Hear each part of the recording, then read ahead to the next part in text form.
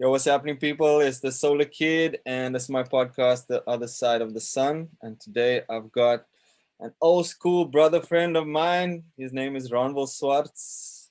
Or how do they say it in Canada? Swartz. Schwartz. Well, Ronville Swartz. Ronville Schwartz. Yeah. How you doing, bro?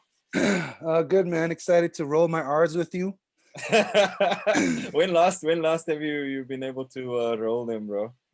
Roll You them. know what? When I asked my wife, it's pretty funny. I think she can only hear my accent when it comes out when I'm talking to with my mom or any other friends and stuff. But other than that, Your mother must still have a very strong accent. I know your mother, like, she no? does. But when we went back home, it's a lot different than what it used to be. Her Yeah. Afrikaans is like off the hook, like that. Like it sounds like since day one. Like especially like even South Africans that have lived here for many years. Like look at her, I'm like, man, like that is just like you still got it. And she's like, it never left. Like You still understand Afrikaans? I understand it more than speaking it. Yeah, for Yeah? sure. So if you're gonna talk some shit about me, I will know. Okay, no, cool. Who am I gonna talk shit to, bro? Like, honestly. No, it's funny. Like, you know, I used to work in retail, and sometimes I always recognize South Africans when they come in because I can hear the accent, and then I can sometimes hear them talking shit Oh, about if they're anything. like trying to like, But I never come on. Only when once they leave and they get their purchase, totsins, and then they're like, oh yeah, I like, got yeah.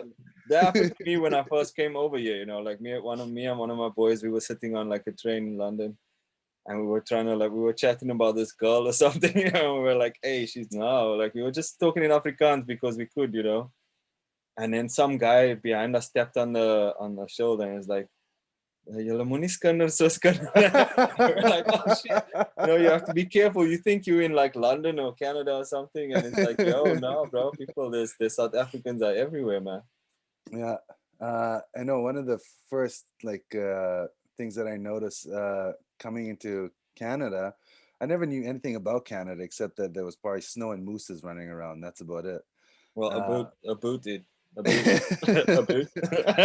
uh, but talking to other people, even from people from other countries, like I was lucky that when I came to Canada, not only did I come to Vancouver, which is the warmest Fuck. city in Canada, but we lived on the university campus, and I went to school there. So everybody was from different countries. Like it was a really good sort of place to International community yeah, kind of yeah, vibe. yeah.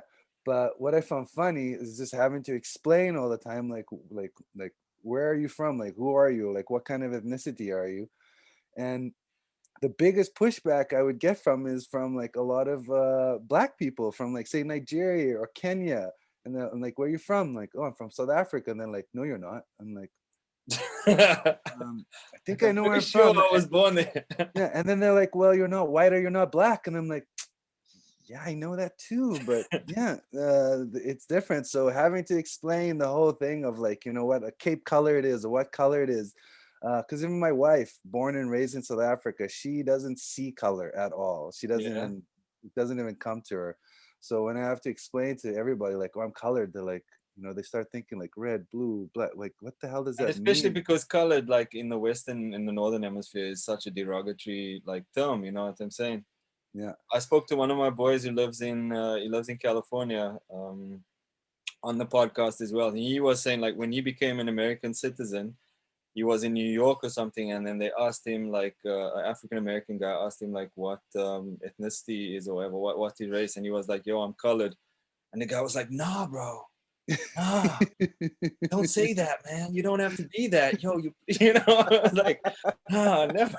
Like, You're human, man. It's yeah, okay. I mean, I suppose because we're such like a unique, we are very unique, and especially for like us, like me and you, we really fair. So it's not like people can just place you and say, "Yo, you definitely this or that." It's like, what the fuck are you, bro? Like, And it's different for everybody. I remember like when first listening to Trevor Noah and I was just like, I'm like, that guy's not colored. Like yeah, you see, that's the thing. his dad's white and his mom's black. That's different from what I It's think colored different. is. He's Yeah, it is. mulatto. Yeah, exactly. No, exactly. It's true.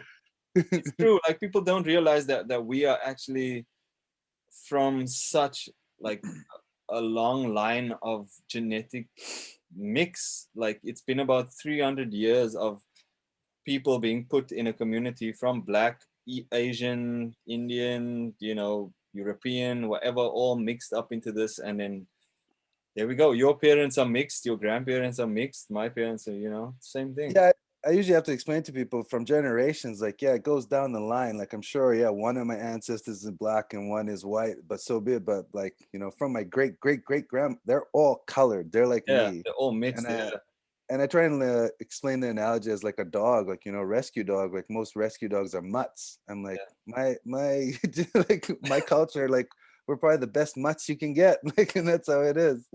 There's a guy I follow on YouTube who does, he's like a kid who loves anthropology, and he does like loads of like YouTube videos on all the different ethnicities and DNA and how the DNA evolved, like, you know what I mean? And how it moves based on all like the DNA at the moment and stuff. And like he says like we like along with like Brazilians and there's a few other like other, you know, are the most genetically diverse race in the world, you know what I mean? Like we're so mixed, it's ridiculous. Like That means we're gonna live the longest too, I guess. I think so, bro. Like did you ever think of doing a DNA test or? Yeah, like even my wife, because she was adopted and stuff too. So we're always curious about, like, I think it's like 23andMe or something, just to Yeah, my see. You did it, 23andMe right? or I did Ancestry, Yeah. ancestry.com. Yeah, Yeah, no, I'm very curious because like it's so hard to say. Because then when I talk to like my own family, like nobody they don't. goes beyond like, you know, great Oma, and that's it. And like nobody Yeah, else really knows or even cares about it. So it's hard to say. it's yeah. And I think I mean it will take a long time for people to really get like, and I mean the only way we can really differentiate ourselves from other South Africans is like generally because of our accent. You know, like it's because of the way we speak. You know, like you know if I'm in England or in America, someone might not necessarily think I'm, you know, black or white, or they might think I'm, I don't know, Latin or some shit, or native, I don't know, whatever. But like with us, we know immediately, like if you meet a white person or black person in South Africa and they hear your accent, they're like, nah, he's, you know, they know he's a bushi.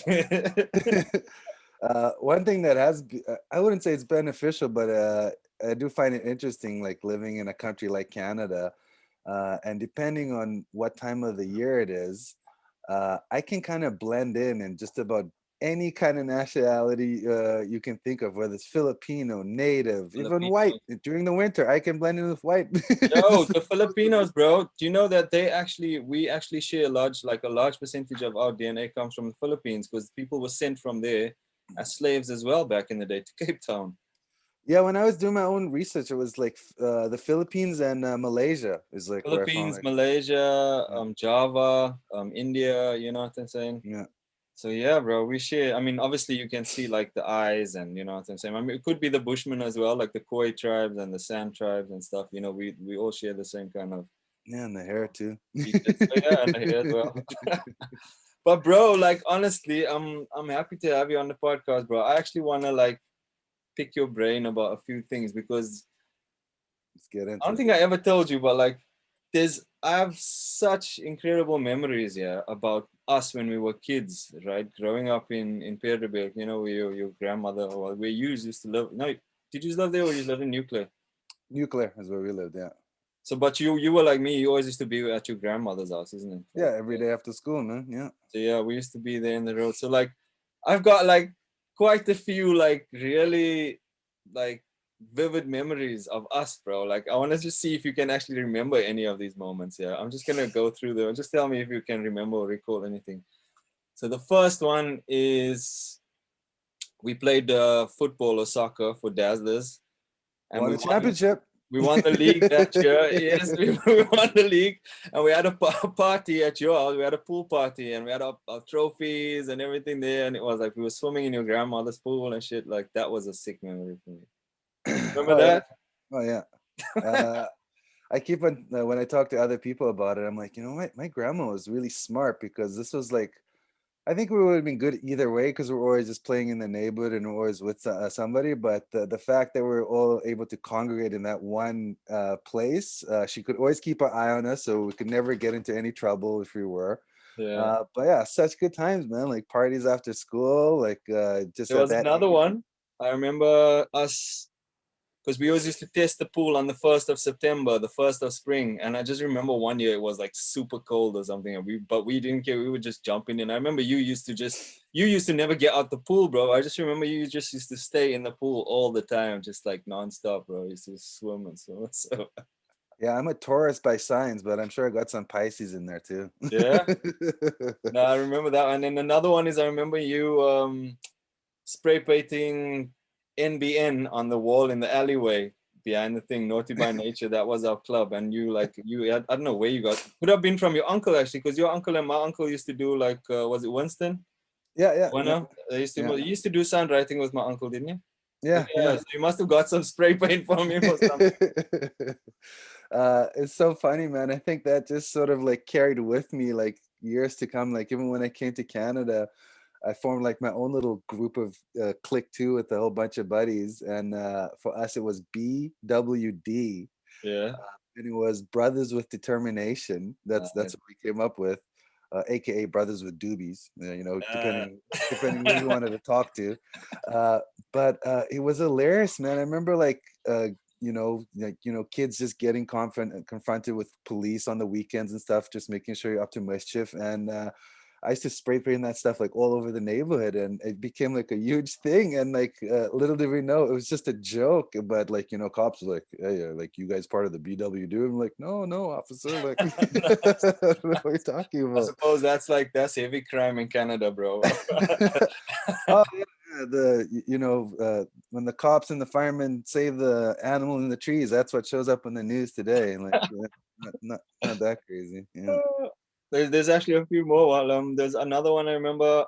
You left and you went to live in England, and you came back as a massive Leeds fan. I remember that. I just remember you had loads of fucking Leeds. Back in the Prem, bro. Back in the Prem. Yeah, let's not even go there right now. Like, yo, my team, Arsenal. Oh my god, that's not good, man. And there was another one. I remember we used to do so much shit, bro. When we were a bit older and you were in nuclear, I remember your dad used to have fucking like porn magazines in the toilet and stuff. That was one of the coolest things I always remember. Yo, we go to Ronville's house. His father's got like Scope magazines in the toilets and shit. Like me and Wade like just hiding there, just checking out some fucking porn. And your dad was just like, you're just like, cool, yeah, whatever. You didn't even give a shit. It was like, whatever, man. You see, if you were allowed to stay with me on the weekends, man, then I could have shown you the VHS tapes too. Like, oh shit. Yeah. Do you remember any? I mean, like, what was it like, bro? Like, I mean, you moved.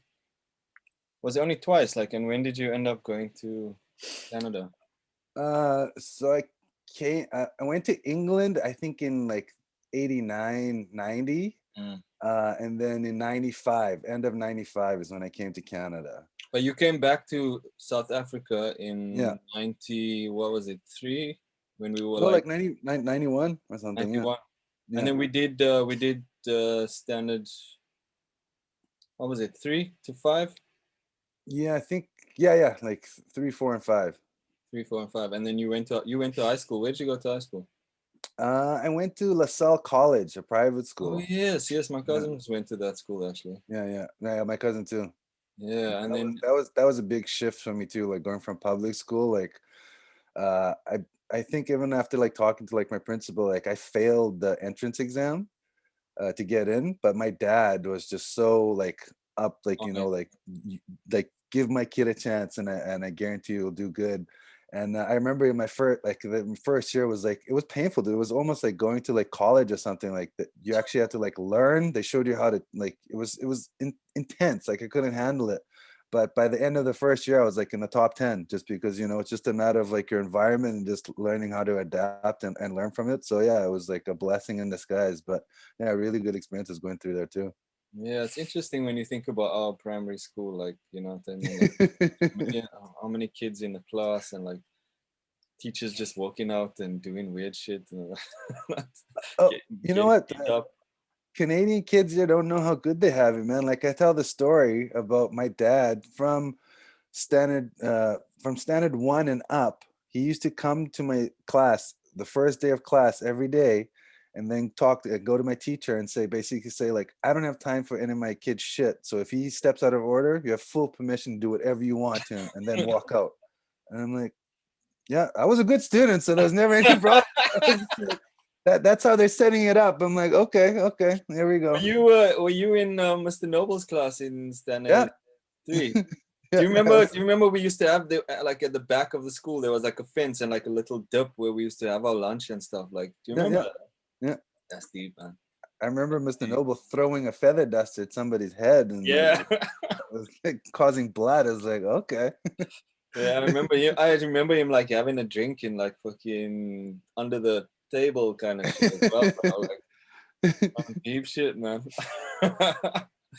So then you went to the States or to Canada when you were still in high school then. So you finished your high school in Canada.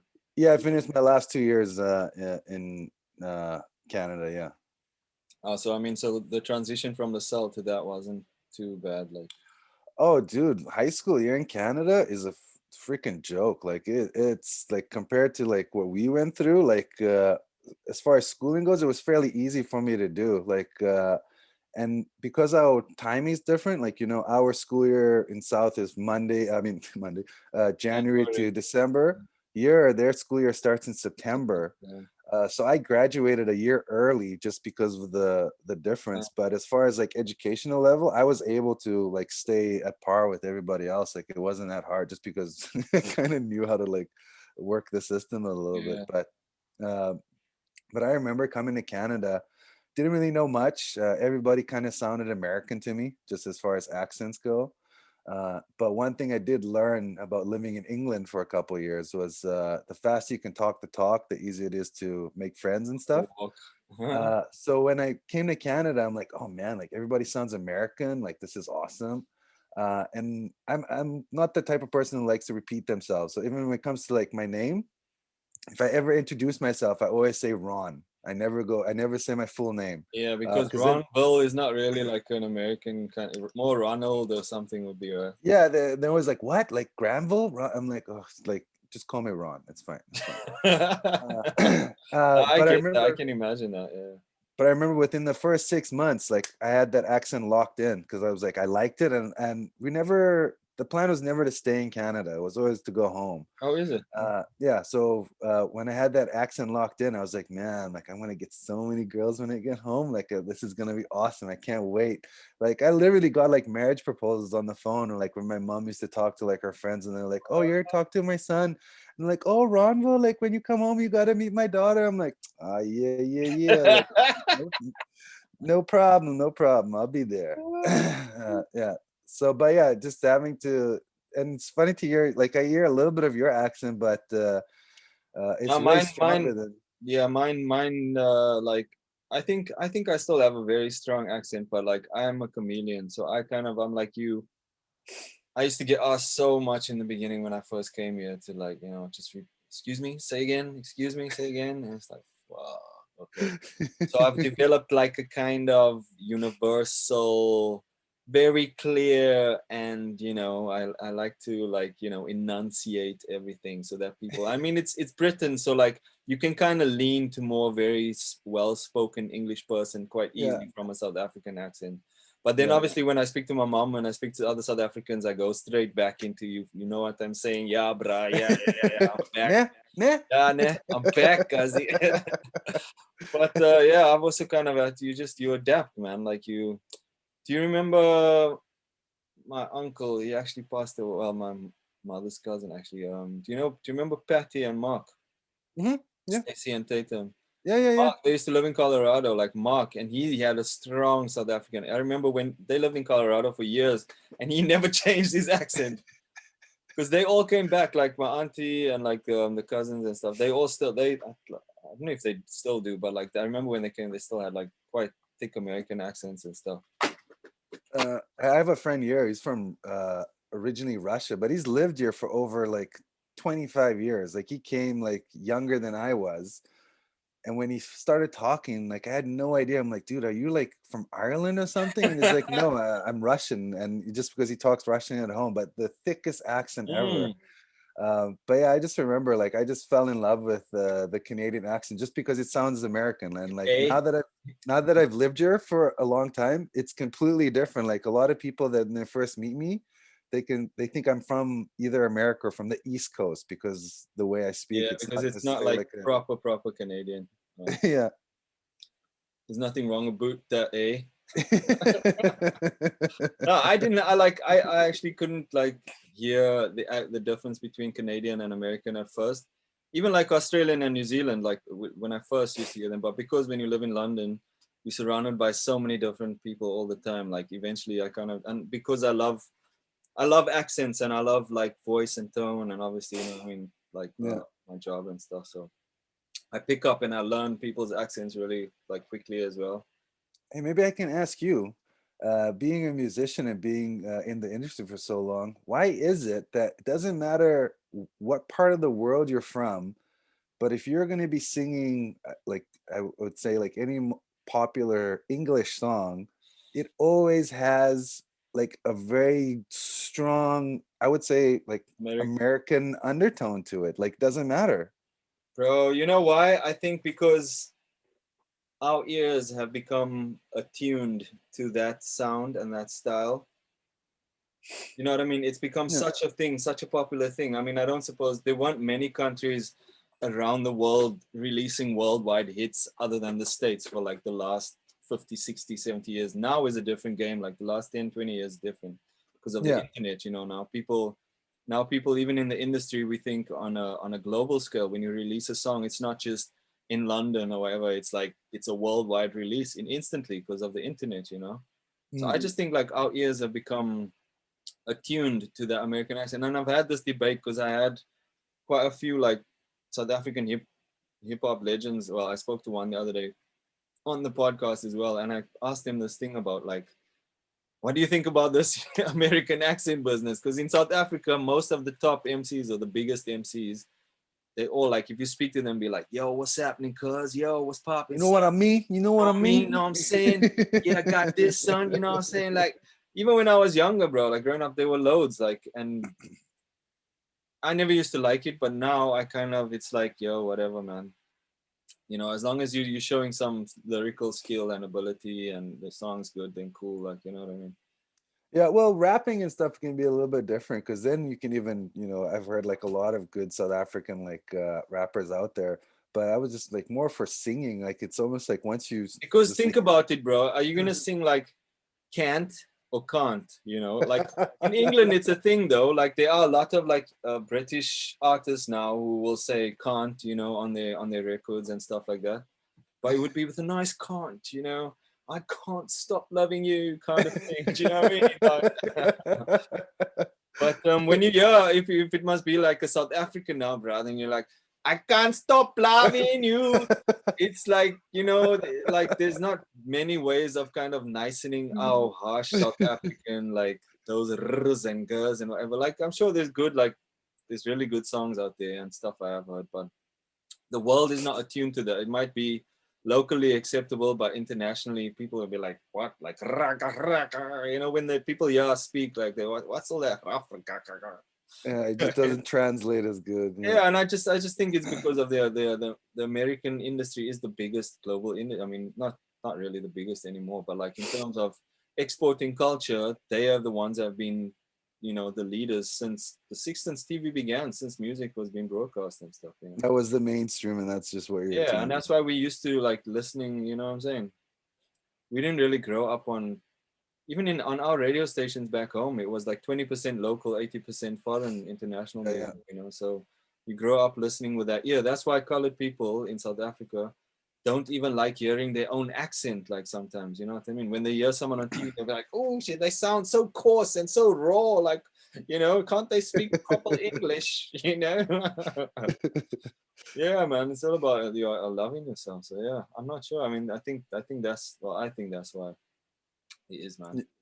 Yeah, I know. Growing up, I just found that like really interesting. Like, say somebody like Sam Smith, who's from England, put him on a mic, like close your eyes. You'd never be able to tell unless he's actually started speaking to you that he was actually from British. He just sounds like an American pop singer or something, right? Yeah, I'd Yeah. say in the last 10 years or so, there've been more and more of this like you know, very Lily Allen. Well, I suppose maybe Lily Allen was one of the first then, I guess. I'm Mm, not sure.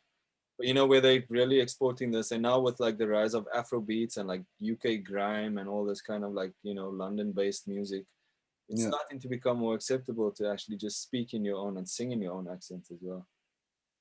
But what did you used to you got into design, didn't you? Were you a designer, or are you still a Uh, designer? as a oh man, this is the funny thing about, like, you know, the way life is and the journey and the universe and what you're sort of listening to. But ever since a kid, and you knew me back in the day, like I always wanted to be a cartoonist. Like that was my jam. I remember. Um, but you know, as much as I appreciate and I'm blessed with everything that I have here in Canada, like life was, you know, wasn't necessarily the easiest for me a year or two, as far as like giving education and being able to afford it. Like being an international student was rough.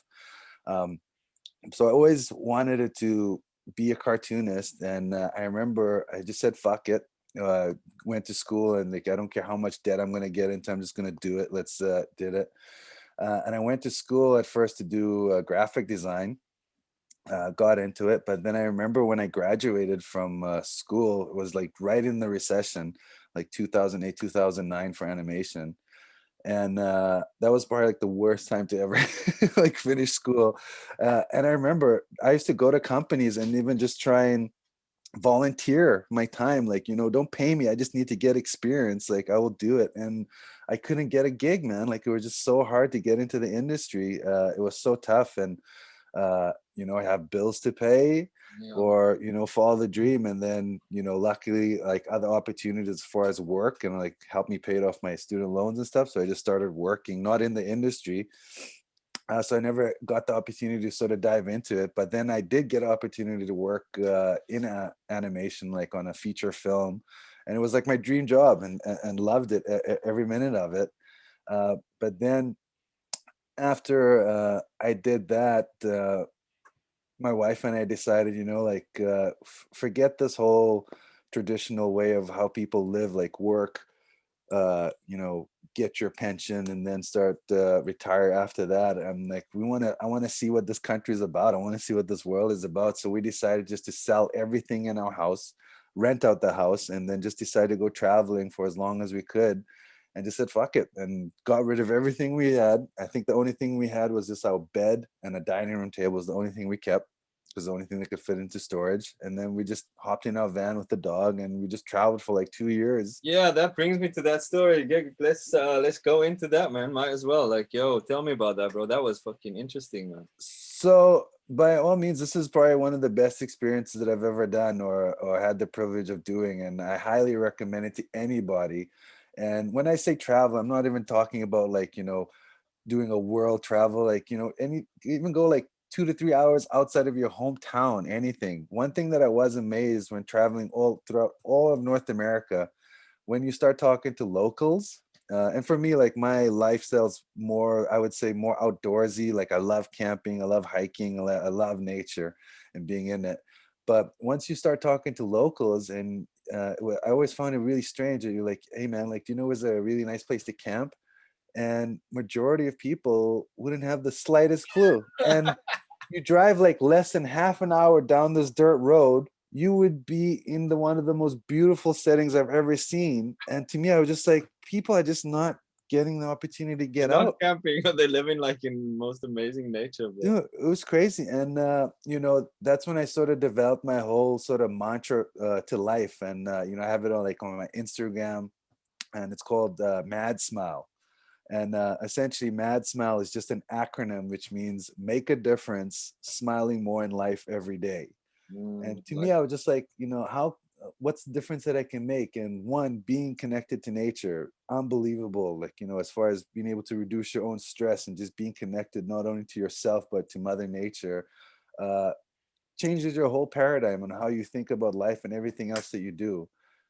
So when we went to traveling, across all of North America. And this is what, like, you know, some of my photos look pretty epic, and people are like, oh, you're traveling in the world. I'm like, no, this is just North America. This is it. North America is pretty epic, bro. Like, yo, like there's everything there. Do you know what I uh, mean? Like literally everything. yeah, everything you can imagine. And it was just such a cool uh, thing to do, like step out of your comfort zone, like every day, like people were thinking like, oh man, you must be living the dream. I'm like, yeah, this is, but it's hard work, man, like having to travel every day, all the day. It's a What was the different what set was of the time. itinerary like? What how did you like? If we like the place, we stay. If we don't, we move. That's it. Where Like did you start from? Like you start from Canada, obviously, yeah. yeah, in Canada, we went as far west as we could, which is Queen Charlotte Islands, also known as Haida. Beautiful, beautiful place. Like So you I didn't go think like up to Alaska side or it depends. Like when we rented, the only way to subsidize this travel was that we rented out our house, and the people that were staying there, they were actually getting ready to leave. So we just came back and just like, what, it's going to be hard to try and find somebody else, and money was going down too. yeah, It's yeah, that's traveling is also pretty expensive, and so we were thinking of Alaska too, and but yeah, it was just timing just didn't fit, and like there's just so much to see too. Like even though we were trying for almost 2 years, we probably only covered, I would say, like 20% of what you could actually like what? see. And What two oh yeah, years, bro? Whoa. 2 years, yeah. But it was amazing, man. Like having that deeper connection to nature. I'd say in that full 2 years of us staying, we only stayed in a hotel like 3 or 4 times. 3 of the times was because the car broke down, and the other one was because we needed to have a shower. Apart from that, it was always just being like, close to a river, close to nature, just being. So what, like showering and in Oh yeah, man. Yeah, yeah. just doing it old school, and it gave me a better appreciation of life in general, man. And like what's my focus, what's my purpose of like what I want to do. And so when we came back to Canada, or when we came back from our travels, and decided, How far like south did you go? Sorry, before you. south, we just went as far as the states, so Florida Keys. So like from the top of Canada, went all the way down to Florida Keys, Wow. and then just did a loop all the way back. We were thinking about going to Mexico, but I've heard some crazy ass fucking stories about Mexico. So I was like, you know what, let's not chance it. My vehicle that I have is a pretty unique vehicle too. So one, we'll probably get into issues there. Two, if I ever broke down, not speaking Spanish, I may look Spanish, but I don't speak it. It's gonna cause some more trouble. Like maybe if we went as a convoy, I'd be more open to it. But yeah, Yeah. we just stuck along the border. Like as soon as winter hit in Canada, we just went all the way down south to Florida, like the Everglades, and just kept on basically Wow. chasing the sun as much as we could. Yeah. Nice, man. That is so dope, bro. That sounds Uh, like it does sound like the dream, man. and you know what? But yeah, like I said, once we decided to come back and sort of like reset or just see what we're gonna do, um, I started thinking like, I would love to, and this is what was crazy thing. Like I've always wanted to be a cartoonist. I've always loved drawing and sketching and design. But once I had that opportunity to work my dream job and be like a technical animator and just be in the industry, one of the coolest jobs I've ever had.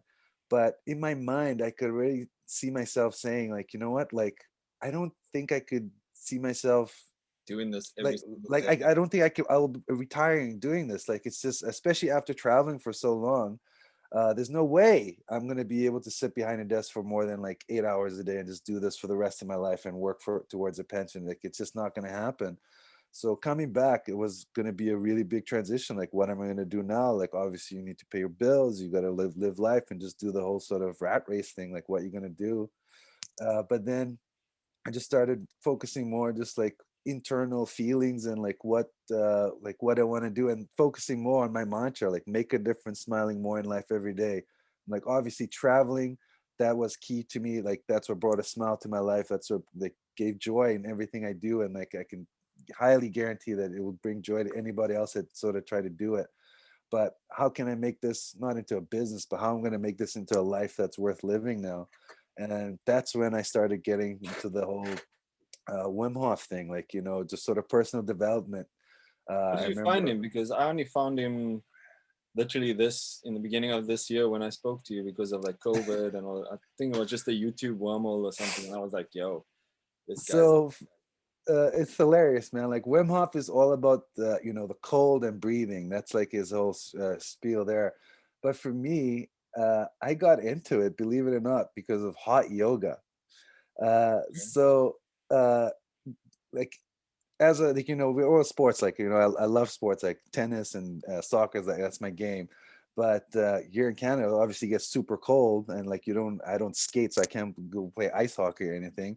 But I always wanted to find a way to sort of be healthy and sort of find a way to how to connect. And I did some couple yoga things here, but it was just like, oh man, this is just like some lame ass stretching, like it's nothing that and then my buddy introduced me to hot yoga, and I remember after my first session, like man, I was like, it was like sweating like crazy. And I don't know if it's just that, like, you know, because the heat and the sun is just part of our DNA, that there was a certain connection that I felt with hot yoga, man. I've And never actually thought of that. I fell in love with it, man. Like I was able to focus more than I've ever had. I felt better than I ever had. I felt like I was 20 years ago, like that, you know, that young, like, you know, I'm gonna fucking take on life. But I felt that energy again. I'm like, man, I'm gonna keep on doing this. And I used to have lots of friends make fun of me. They're like, "Oh man, you're just doing it for the girls." Like, yeah. And Obviously. I kid you not, man. Like, girls in hot yoga, yeah, I would say that's more of a bonus. But when I was there, it would take me more concentration to try and focus on the girls than it would be just to be present and just do the practice. Like that's what I went there for, was the practice, and I just loved it. Like the girls were just like, you know, they were just Yeah. there. It didn't really matter.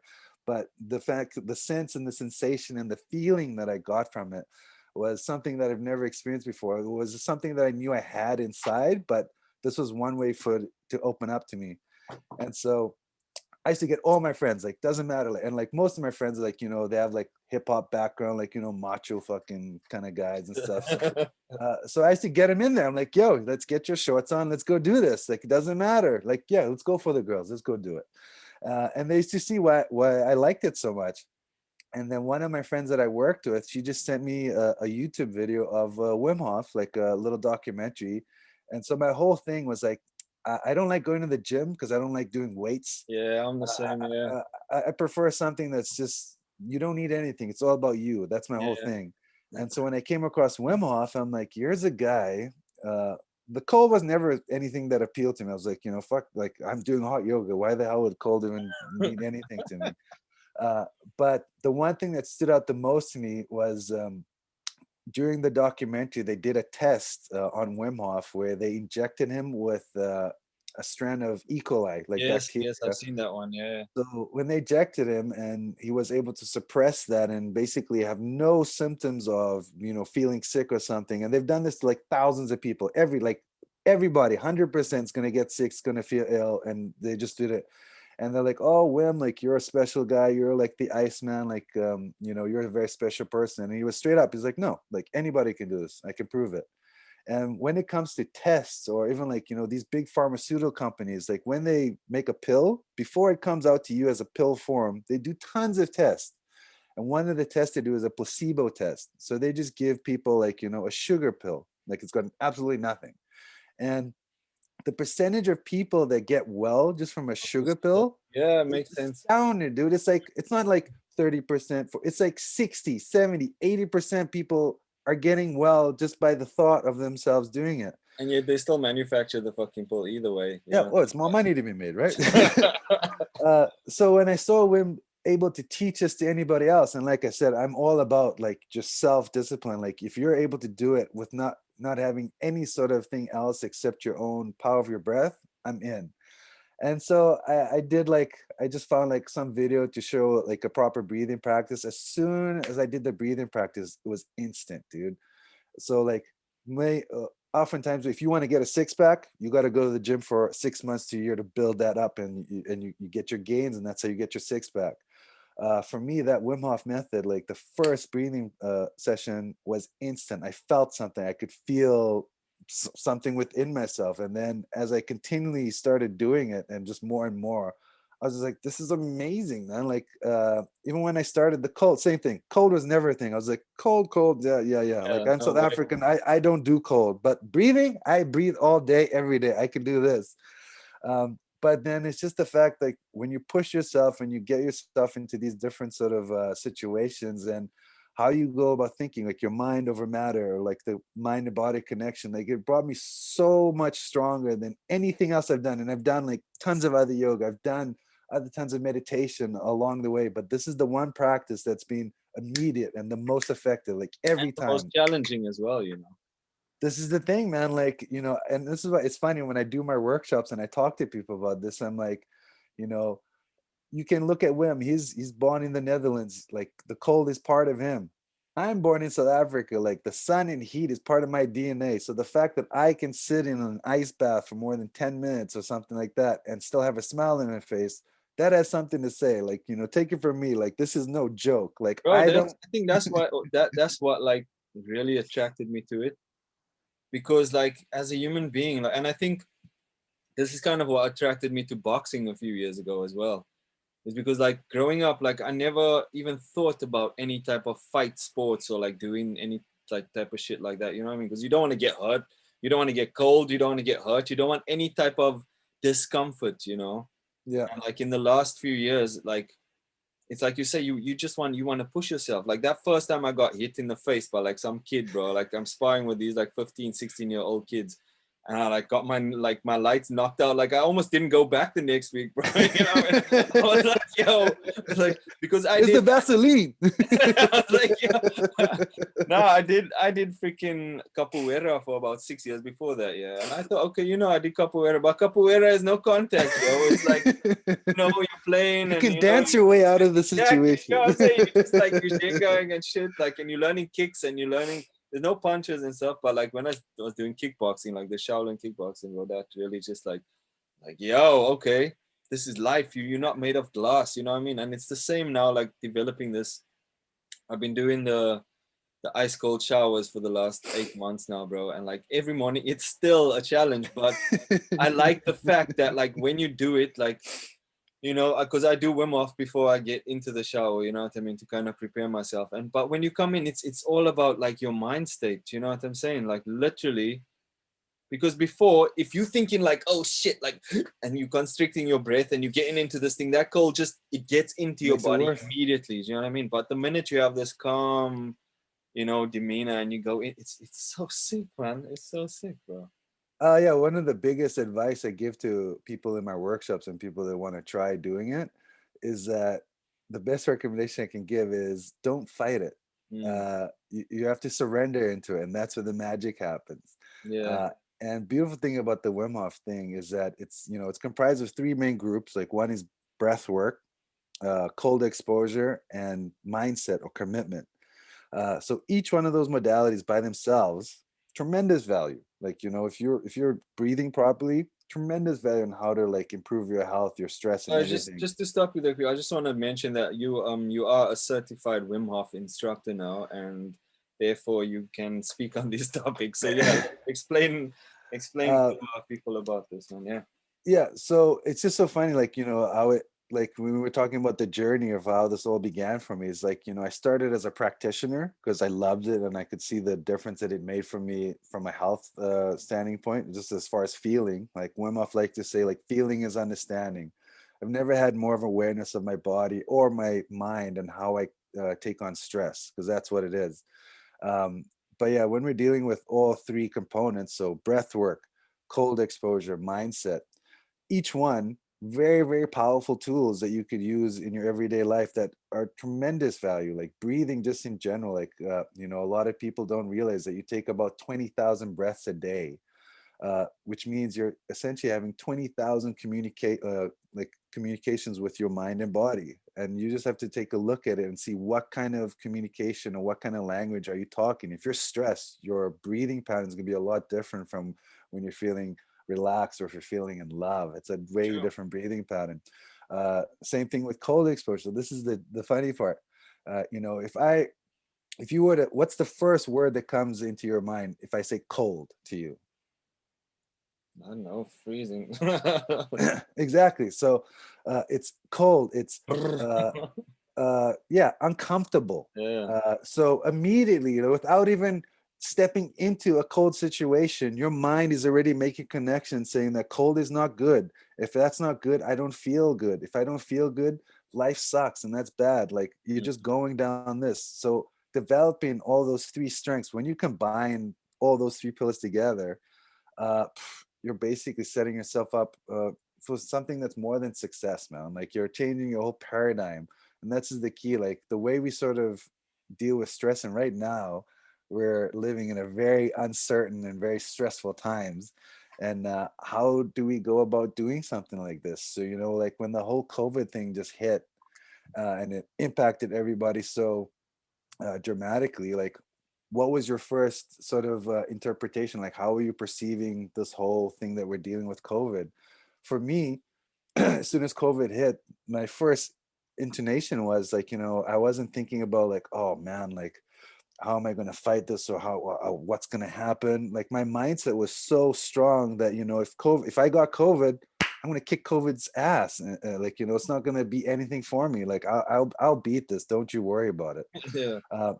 And that's not to say that I'm walking around not wearing a mask just because I think I'm a Wim Hofer. Like that's not it at all. Like it was just having the proper mindset, because if your mind has the power to make you sick, your mind also has the power to heal you. So Oh just yeah. having that notion, or just that strength within me, if I were to get it, like hopefully I'm in a, like my immune system is strong enough to be able to handle it. But we're dealing with times where it's not about you being able to beat it. It's about you Passing it on protecting to, yourself yeah. and not and protecting everybody else around you, kind of thing, right? I think um everyone's gonna get it at some point. I've had it. yeah, yeah, you know. Have you had it? I don't know, I haven't had it, yeah. And so far, like everybody else that I've been in contact, like some people know some people, but none of my close friends or Yeah. relatives have had an opportunity to have it. Yeah. Yeah, I've um lost quite a few people. I know quite a few people now, man.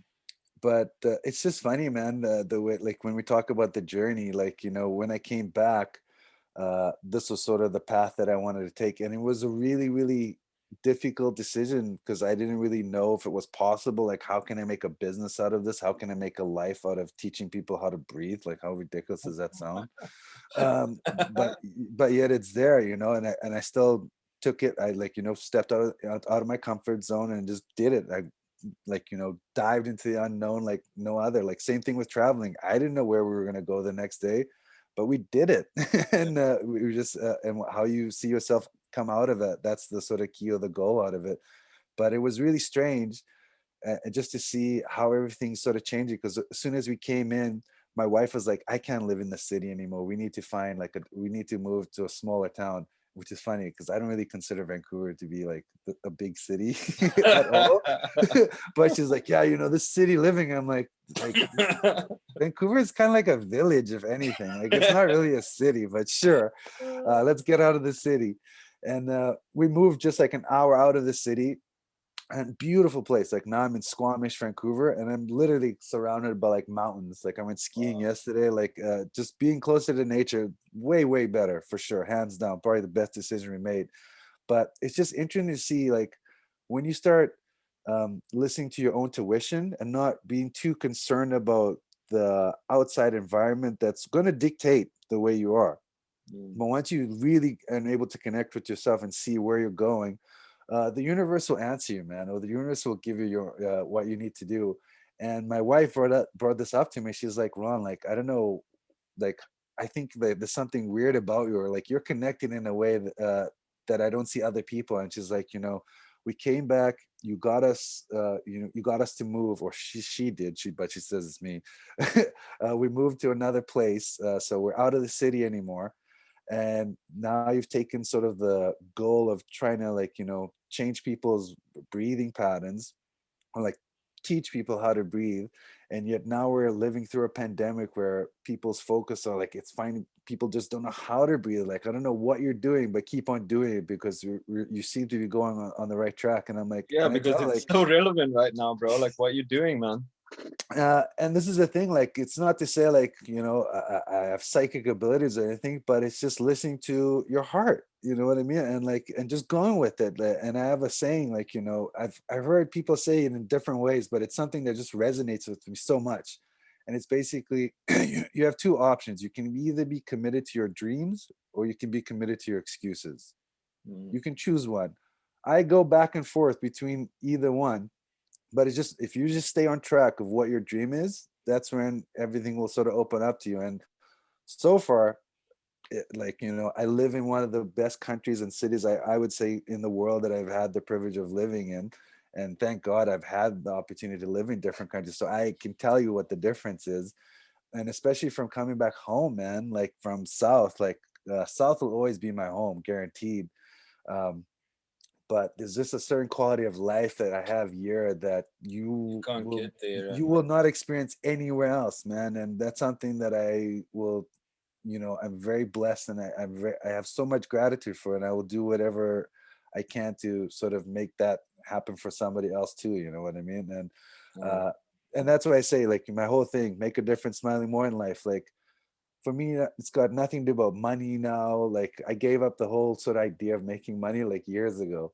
Uh, and what's funny is that I'm still have I make money, man. Like, but that's never been my number one goal. Like, it's never about like how much money can I get paid from a job. It's more like, how can I be of service, not to the community but how to can a you improve fellow. the quality of your life and other people's lives? Yeah, how can I make a difference for you, for your life to have like a smile on your face? Like, that's the goal. So yeah, that's the opportunity I want to take. And so far, like, it may not make me a millionaire, but I don't care. Like, that's not the point, right? No, no. But it makes me rich in many other ways that are countless, and I'm blessed to have. You know what I mean? So even talking to you, man, it's such a great opportunity and privilege to, like, be able to connect like this, where where otherwise you probably wouldn't have had a chance or a moment like this to really share. It's true. It's true. I was actually thinking about that before this call because like so we obviously we connected, we grew up together and whatever, and kind of lost contact when you went to Canada and stuff. And like we've always kind of been in contact, but not like phoning and stuff. And it's because like now it's so much more acceptable just to be making a Zoom call. Like people live on Zoom. It's like it just brings us even closer together because now I can just be like, yo, let me jump on the thing with Ron and we're like, yo, we chatting, bro. Like we reminiscing. It's like, yeah, it's just like the other day, man. Like the other day we were just kids, And that's And cool, that bro. and I think that's what people need the most right now is, it's a they can kind of see what's happened, like when we don't have the opportunity to go out and be with each other, or like, it's really interesting to see like what happens now when it's coming down to like Christmas, like gatherings are like lockdown, like how we're gonna make this happen. And my wife's family, they have like weekly Zoom calls. Yeah. Like, just like, I don't even think we even communicated that much like even before COVID, but now it's weekly Zoom calls. And but it's just knowing that you have somebody to connect to. But more importantly, I think what helps people out is just like, I love the saying, I saw it something like, we're not allowed to go outside, but now it's time to go inside. Mm. So having that time not only for yourself, and some people get stressed about it, some people can't handle it, but now it's really time to focus on your internal self, so that when you do have the opportunity to go out, you're going to make so many other changes, and it's going to be so much more appreciated, or so much beneficial. So I think that's why people like, me and you that have lived in a country like South Africa, when we come to a place that's different or so new and see all the opportunities and stuff that are there, you appreciate it so much more, and you're able to You make do. so much more out of it. Like, Mm. I've only been back home once, and that's in like a 20-year span. One, it's expensive and it takes forever to get back home. It's crazy. Yeah, no, I've heard about flying from Canada. It's mad. But I remember, like, after 20 years, like living here in Canada for 20 years, uh, you see things develop, you see things get better, you see opportunities. Like, here you have options. Like, even if you're homeless here, you have opportunities to go to school for free, you have opportunities to get like a business plan of, like, being homeless here is sick, dude. It's awesome. Way. But then when I went home, I was blown away, dude. Like, I It still figure, looks like, the same. I feel not the same. It looks worse, bro. Like nuclear where my house looks. I was like, holy shit! Like, I couldn't believe like I lived here, man. No, but Uh, when you lived there, it wasn't that bad. Like, like it wasn't yeah, that battered. Like, you know what I'm saying? yeah. It was still the hood, but it wasn't like, you know. And what makes it even more precious for me to be in a place like this is when you see it through the eyes of somebody else. Like my wife, I took her back home with me too. And for the first 2 weeks we were there for like 5 weeks. When did you But go? Like 2 years ago. Yeah, like 2 3 years ago, yeah. And for my wife, like the first 2 weeks of her being there, dude, she was like almost crying in tears every day, just because We were in Joburg, so we were just staying with my uncle. But she was just like, we can't go walk around, like we can't do anything, like we're just kind of like locked down in a different sense. And I'm like, yeah, this like where was family? Like, well, yeah, that's how it is. And what made it worse is going to everybody else's house, and literally everybody had the most, like when you're talking to somebody from Canada or like even from England, everybody had the most intense story of like what happened just like last week. Like, oh yeah, we got tied up, we were held by gunpoint, and like, people were shooting, and like it was like nothing to them, right? Like, and they're like, yeah, sometimes if you have parties, that's maybe like a bad sign because that triggers like people to. And she's like, Ron, like, we're having a party right now, doesn't that mean like somebody's gonna come? I'm like, yeah, like there is the possibility, but like Don't we're with worry about family. it. Don't worry I about think it. You might get shot to kill us. Someone like might get shot. all my uncles have guns. It's okay. Like it's fine. Like it's all right. But yeah, it's like it was just tough for her to see. Like this is kind of like You where I say grew up. And she's this South African though. no, she's born and raised from Vancouver. Okay. Yeah. Oh, and here's another side story. Her mom, who's also born and raised in Canada, she came to South Africa in the 80s, like mid 80s, for a conference. And she got stabbed in the streets. And what wasn't the scary part wasn't getting stabbed. The scary part was that nobody in the street would help her. So she had to walk back to her hotel. Only once she got back to the hotel did they get like people to help her out. What? And so here's me saying, "Oh, hi, Mrs. Thorne. I would like to take your daughter to my home South country, Africa. Johannesburg, where you got stabbed. But don't worry, she'll be with family. It'll be okay." Like, yeah, I'm from there. Yeah, man. So it's just so crazy, man. Like, and my wife used to get really upset with me when my uncles and aunts would come up to me like, "So, Ronville, like, when you coming back, nah?" I'm like, "Never, dude. Like, Never. never. Like, sorry to say." And she's like, "Why?" I'm like, "Quality of life." And they're like, "Explain. What do you mean?" And I was like, "My mom, who's in Canada now too, she can call me on a Saturday night, call me at midnight saying, 'Ron, I just got out of the movies and I'm going to walk home.' And walk is like maybe an hour walk home. I can be like, 'All right, mom, I'll see you tomorrow. Have a good Mm. day.'" If we were back in South, if my mom didn't call me at 5:01 telling me that she's off work and that she's going to be taking a train, and at 5:02 that she's at the train station, or if she didn't call me at 5:05, I would start freaking out.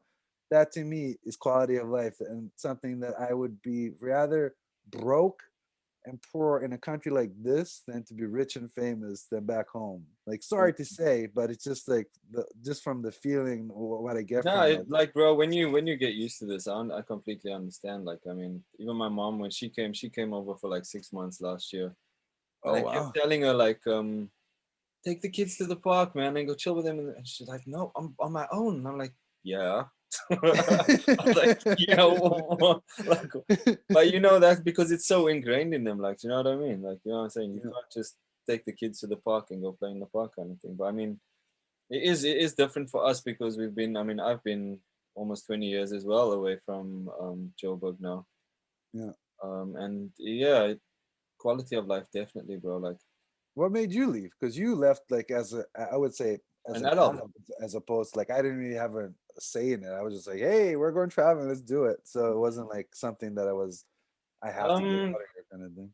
Adventure, bro. I just needed more. I just wanted to see the world. I remember growing up, there was a point where I felt like I would never ever travel. Like I would never be able to afford to actually fly anywhere. You know what I mean? And like I'd never been on a long haul flight in my life. Like, so I was 25, bro, and like I was studying sound engineering, and like I finished my first year, and then we had this thing, and we were doing like DJing, and like we're doing club things, and like my phone was ringing off the hook, and like we were doing this thing, and we had Joburg on lock, and we're throwing parties, and I just got sick of it, bro. I was just like, fuck, I want to just like get away from anyone and do my thing and just like, you know what I mean, see what the world is like and just be able to experience life from a different perspective. You know what I'm saying? Like to really be able to express myself in a way that I felt had maybe gotten stale or boring or whatever at home, where like I remember there were times where, you know, I mean, you know what it was like where we grew up, like, you know, with colored people and stuff, wherever, like mostly listen to house music or hip hop music or R&B.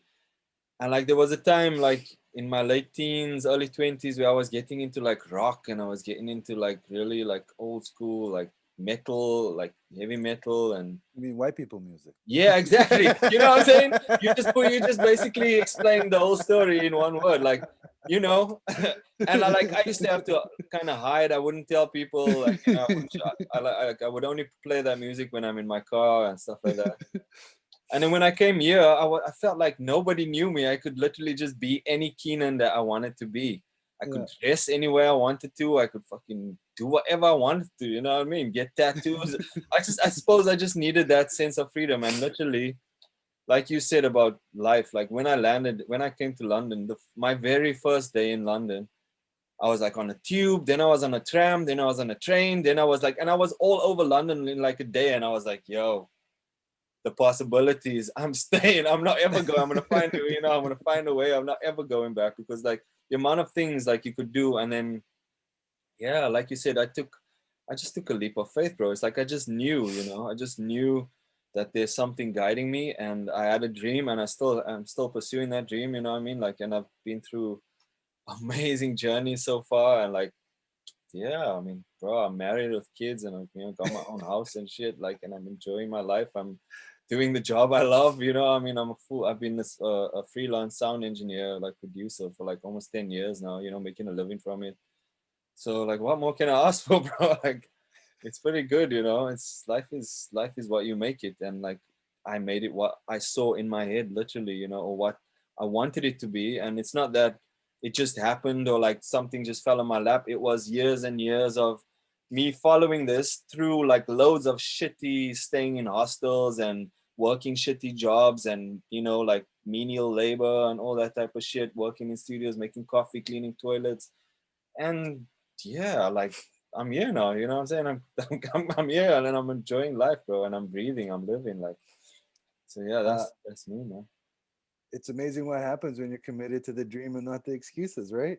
Bro, this is why this Wim Hof, like the Wim Hof and Sadhguru, like this year they have been very like influential. But like almost before I actually learned the methodology behind like Wim Hof and stuff like that, I already started. Like it's weird. Last year, I was in Brighton, like rehearsing with this band I was playing with, and I went to the ocean after we like had. I don't know. I was going through some shit. Like I was feeling down, depressed about, I don't know, all this good stuff that I have. It's so weird. Like this is how life is. Yeah, I was running my own recording studio, playing in bands, traveling to Brighton to play with them, and yet I was still like feeling, I haven't achieved much, or I haven't, you know, I mean, you go through these fucking stupid things.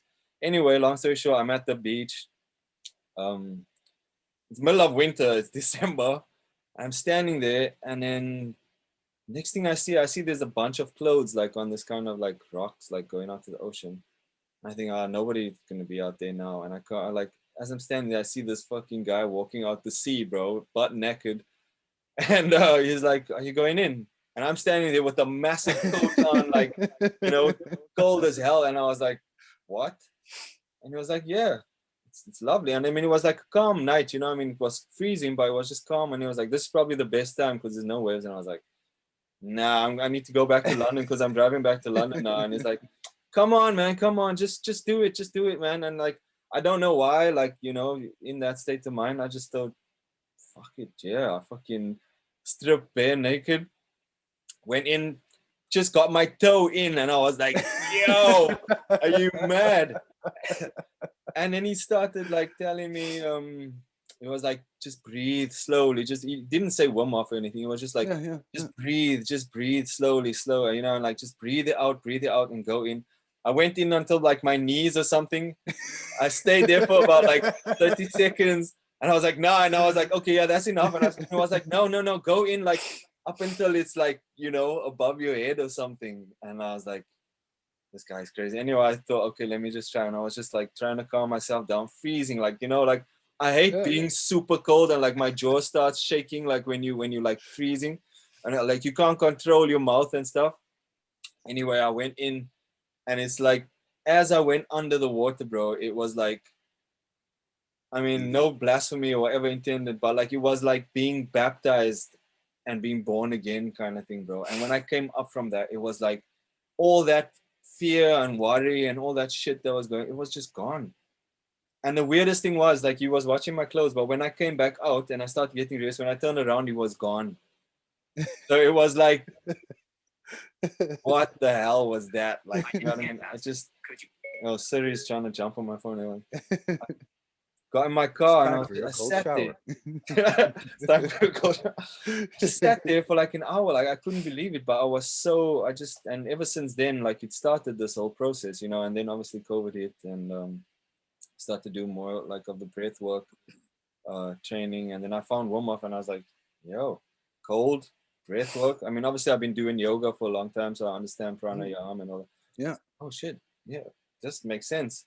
And also like the whole me getting to the point of dealing with pain and, you know, physical pain and, you know, stress. And so, yeah. And I mean, the journey continues, bro. Like literally it never stops, isn't it? Like I don't know about you, but I'm still facing demons, fighting demons daily, and you know, constantly on the journey. But like you, I did decide a few years ago to start smiling more, because I've got this face, yeah. Like, I've always been a happy person, but people always think I'm grumpy because I've just got this, like, I don't know, I've just got this face. Like, I don't know what. My mother has the same face as well. Like, she gets it a lot. People always think she's like really grumpy or whatever, but we're not. It's just our face. So I've been trying to smile more as well. Like, dude, studies have shown just the physical action of smiling can help reduce stress by 20%. So if you're having the shittiest day, even if it's the worst thing in life, just even if it's, you have to force it, just do it. Guarantee within 10 minutes you'll feel a lot different, a lot better.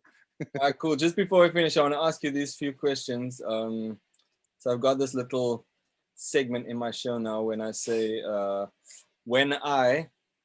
ask you a question and then you complete the sentence, yeah? Okay. If I say, when I am faced with an angry person. What do I do? Yeah. Man, when I'm faced with an angry person. Just whatever comes to the top of it. What do you do? I'm trying to think now, because I'm in such a mellow kind of balanced state, dude. I don't really Canada, attract, bro. It's like, yo, Canada. I don't really attract that kind of energy, but I guess just from my own being, I let it go. I like people's anger don't really have that much effect on me, because I don't want to bring that energy to me, so I let it go. Okay. Yeah. And I feel overwhelmed.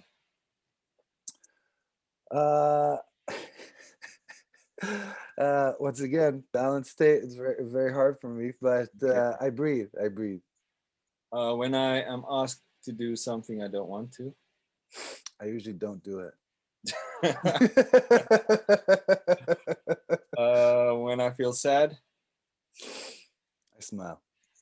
Okay. When I feel happy. I go into the cold. When I feel embarrassed. Oh, I smile at that too.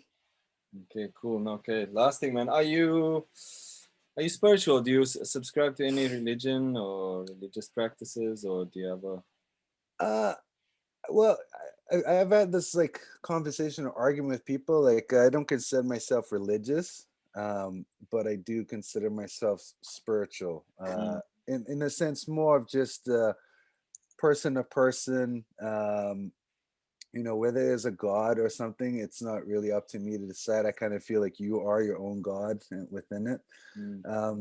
But I wanted to ask you about this too. Like, going back home, one thing I did notice, especially from like, you know, the life that I live here compared to like, one thing I've always wondered, like how my life would be if I stayed at home. But one thing I did notice is that I noticed two different types of people going back home, especially like our crew, like our friends and family. You either became very religious or you had a shitload of babies.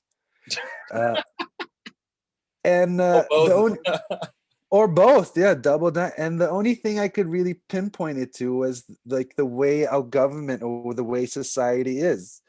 uh when you live in a country like say Canada and stuff, there's all this opportunities.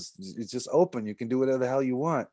But when you're back home and just the way the country is, the way society is, and I'm not trying to downplay or say anything that's wrong with it, but I noticed like the only way to truly survive is either you find faith, because that's what's going to help keep you going. And I fully respect that, because religion in itself has its own energy, it has its own power, it has its own community, and that's what I'm all for. Yeah.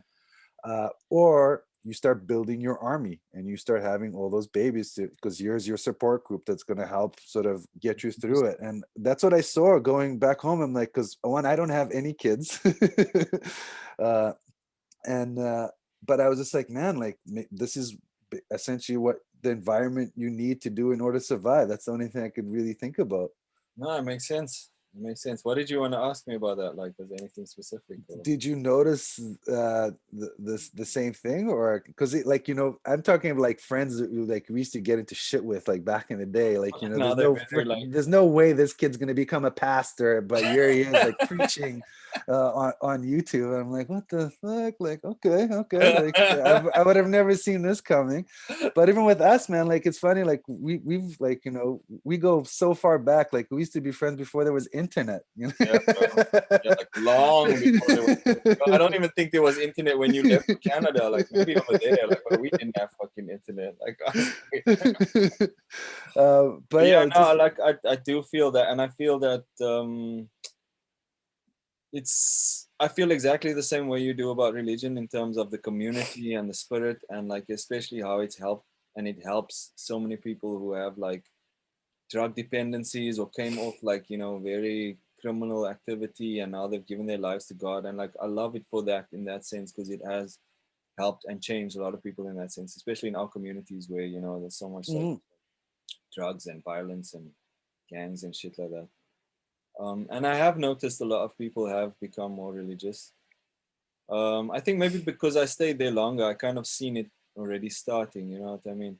Yeah. And I think also because when I mean, like in through my teen years and entering into early young adulthood, it's like you're the one of two extremes, or you caught in the middle. And I was always caught in the middle. It's like you catching on loads of shit, doing loads of bad shit, drinking, doing whatever drugs, and the next thing you're forced to go to, like my parents used to, like we have to go to church on a Sunday as well, and like I was always caught in between this dualist society of doing bad and being good, and like good and evil and whatever. And that always used to bother me. And I think that's why, is because we always take extremes. There was always extremes. It's like you either there or you there, and then when you go back, that's what people find. They go to the bottom, or they become heavy druggies or whatever, and then they snap, and then they find their way, and then they go the other extreme. You know what I'm saying? Yeah. And then also how religion, in my opinion, was a tool to control, especially in places like Africa and South America. So things like Christianity and whatever was definitely a tool to subdue the people. I mean, it's there's actually evidence of this. You know what I mean? There was different methods that they sent into to infiltrate these colonies in order to subdue them. You know what I mean? Like in China, they used opium, or you know what I mean. In South Africa, they use whatever tuk and mandrax, or you know what I'm saying, like. Mhm. So there is that aspect of it as well. But yeah, I have like a lot of people, a lot of my friends are very. Some of them are still like they're religious, but then they still, do their things, which is fine. It is what it is, man. This is life. No one knows the answer. No one. Well, for me anyway, I feel like the only thing I don't like are the people who try and force their opinions and ways on you, and the people who tell you wrong for doing that, or that you're going to go to hell because of that, or that they like 100% sure that their way is the right way, even though they've only learned it from this one book that has been translated so many That they times haven't read. that they haven't read. Yeah, exactly. So without becoming too contentious or too like whatever, like that's just my opinion on it anyway, bro. So like, Yeah, I know. For me, I think it was. I think one of the biggest shifts what put me away, like pushed me away from religion and just more for spiritual sort of awareness was I hated when people would use religion as a as an excuse or as a scapegoat, or even like you said, like trying to force you. Because I remember back in the day, like when we're in Canada, we were in, both my mom and I were on deportation orders, and so we were looking at the church as a way, as like maybe as our final asylum or something, just to see how we can stay in the country. And I remember once this lady coming up to me, you know, giving me a nice big hug and stuff, and just and this is what really triggered me, man. And she said to me, she's just like Ronville, it's okay. Like, you know, if you're not meant to be in Canada, then don't worry. It's just God's will. Like, you know, it's just up to him if he wants you to stay here. And I was like, are you fucking kidding me? Only thing that's preventing me from staying in this country is whether the guy who's looking my papers didn't have a fight with his wife the night before. If he's in a happy state, he's gonna go, boom, you guys are in. If not, God's will? Are you fucking kidding me? No, I can't accept that. That's bullshit. Like I See, can't. that's a similar thing to like how in any shack or tin shanty or like hood you go in back home, there'll be like a sign there or something, especially if they're religious, where it says money is the root of evil, or like, you know what I mean? So in a sense, I feel like it almost perpetuates this ease or comfortability of being poor. It's like, it's okay, you know, it's fine to be poor, it's fine to be in this situation, it's fine to be going through these problems all the time, because you know it's what God wants. But then the white people who have everything, like, are like, yo, what's Does he going on here? favor them? Yeah, like, how come he does it for them, but like, why is it's okay for us to be poor and stuff? Like, you know, how come it's okay for them to have like legacies and trust funds and like pass down like estates and like, you know, inheritances and shit, and yet our people are just fucked. Like, we just have to accept, like, thank you, Lord, you know, for this poverty that you've given us. Yeah, That's another thing as well. Like, in Africa is a big, and South America, you can see it's quite obvious, you know what I mean? yeah. Yeah, poverty is like a way different game, and that's why I say, like, you know, I've seen like homeless people and stuff here, and like even in Vancouver, like I think in all of Canada, Vancouver probably has like the worst kind of like homeless situation there is. But then I compare it to, like, you know, back home, I'm like, you know, I've seen what poverty looks like, and like what these guys, sure, it's a shitty situation that they're in, but the fact that there's opportunity and options for them to rise above it and get better, that's where I sort of, you know, Yeah, I suppose that's not why to say people look at me weird sometimes if they see a homeless person in England, yeah, and I see a homeless person. But like, when I see a homeless person wearing Nike Air Force Ones, bro, it's like, has an iPhone too. you know what I'm saying, and a dog, and like, you know, like nice.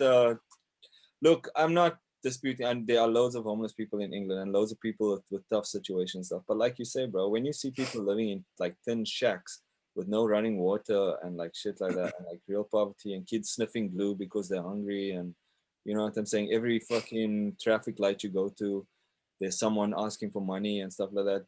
That's deep compared to this, bro. Like, Yeah, not to like get off track, but I had a guy once, my wife and I just finished like way too much sushi than we ordered, and we were just walking around the city, and this guy walks up to us and he's like, oh, starts giving us a sad story. Man, I just moved to Vancouver, I just paid my rent for the month, and I'm just so hungry, dude. I'm so hungry. Can you help a brother out? I'm like, oh, dude, today's your lucky day, bro.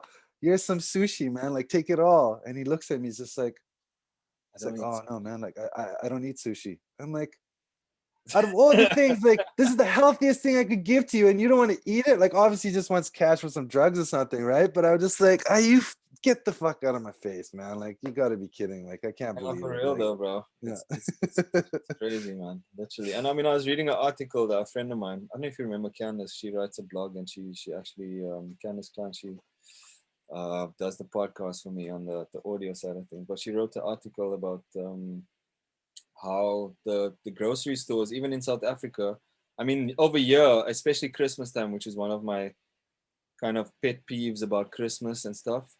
But before I get into that, like, I was just gonna say, like, how the shopping centers, they throw away so much food, and yet the country has so much poverty.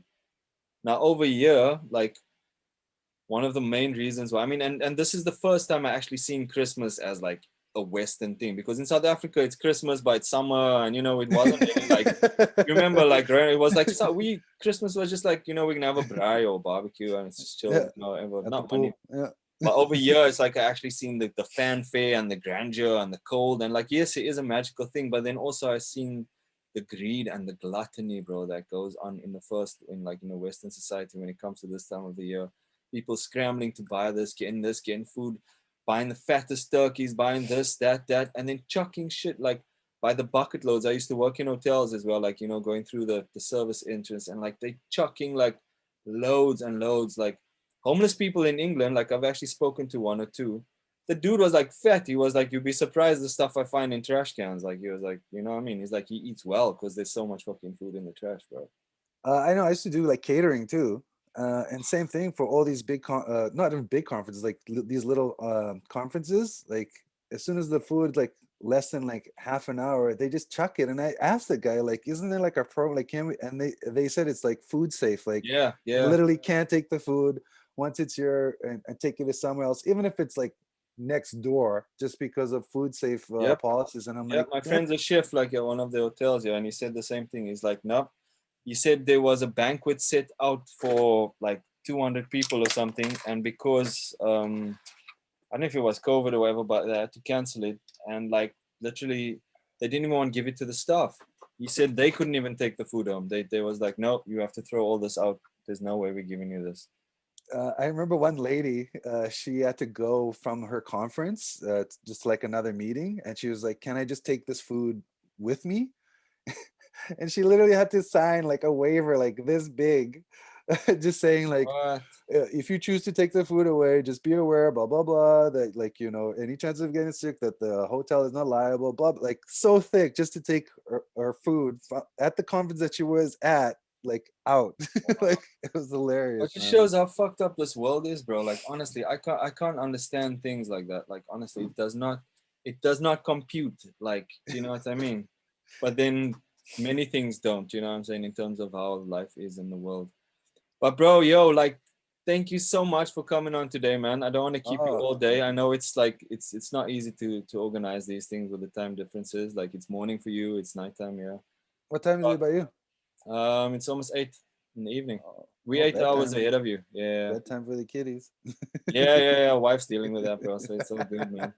But honestly, Ron, like, we'll try and catch up again, and also send me links to your the Wim Hof instruction. Yeah, for sure. I have like a website and stuff as well, I'm sure. Yeah. So send me all those links, and then I'll post it up when this will probably come out next year sometime, which will be good. Oh, and, nice. Yeah, we'll catch up again maybe in a couple of months or something. We'll come back on and see like how things have changed or whatever, and catch up again, bro, because it's been so nice to speak to you again, man. Yeah, man, anytime. So yeah, man, guys, it's been the Other Side of the Sun podcast. I'm a solarkidd. That's my boy Ronville Swartz.